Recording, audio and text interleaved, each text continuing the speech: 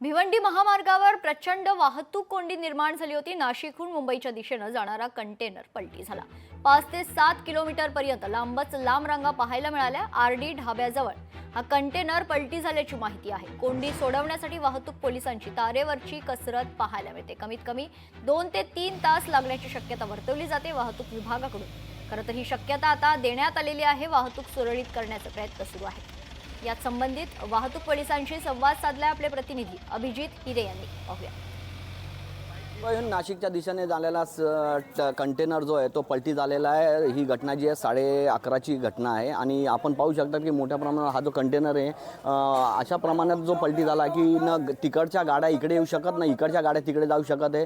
आणि वाहतूक पोलिसांचे जे प्रयत्न आहे ते शर्थीचे प्रयत्न चालू आहेत। आणि घटनास्थळी आता आपण पाहू शकता की वाहतूक पोलीस अधिकारी जे दाखल झालेले आहे आणि ह्या गाडीला जे हलवण्याचे प्रयत्न आहे ते करण्यात येत आहे। आणि आयवा जो ट्रक आले आहे या गाडीला हलवण्यात येत आहे। आपल्या सोबत इथेच वाहतूक पोलीसचे अधिकारी पण आहेत। आपण नक्की त्यांच्याकडनं जाणून घेऊया आपण नक्की काय झालेलं, किती वाजताची घटना आहे आणि याच्यामध्ये कोणाला दुखापत झाली का, काय सांगणार सर? सकाळी 11:30 वाजता ही सदर घटना झालेली आहे। घटनेमध्ये एक ड्रायव्हर आणि 3 लोक आहे अशी माहिती मिळते।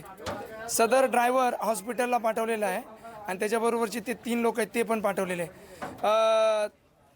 किरकोळ स्वरूपाची त्यांना दुखापत झालेली आहे आणि सदर गाडी काढण्यासाठी आम्ही 2 हायड्रा मागवलेले आणि नाशिक मुंबई वाहिनी एकही बाईक पण पास होणार नाही आहे अशी सध्याची स्थिती आहे इथे।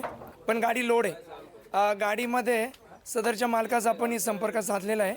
सदर मालकाने इथला लोकल ट्रान्सपोर्टवाला आपल्याकडे पाठवलेला आहे आणि त्यांच्या माध्यमातून हायड्राच्या साहाय्याने आपण गाडी तात्काळ काढून घेत आहोत। कमी अर्धा ते 1 तास लागेल आणि त्यानंतर हा जे वाहतूक आहे ही सुरळीत होणार आहे। अभिजित हिरे, लोकशाही न्यूज, भिवंडी।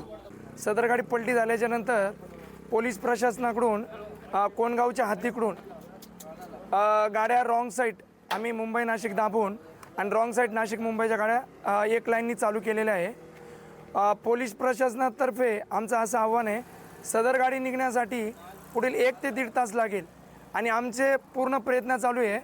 2 हायड्रा ही पोखरेन मागवण्यात आलेले आहे। आमचं पूर्ण युद्ध पातळीवरती काम चालू आहे। तरी पण पब्लिकनं थोडंसं पॅनिक न होता थोडासा संयम बाळगावा अशी पोलीस प्रशासनातर्फे विनंती आहे। लोकशाही मराठी ऐका, पहा, जागरूक रहा।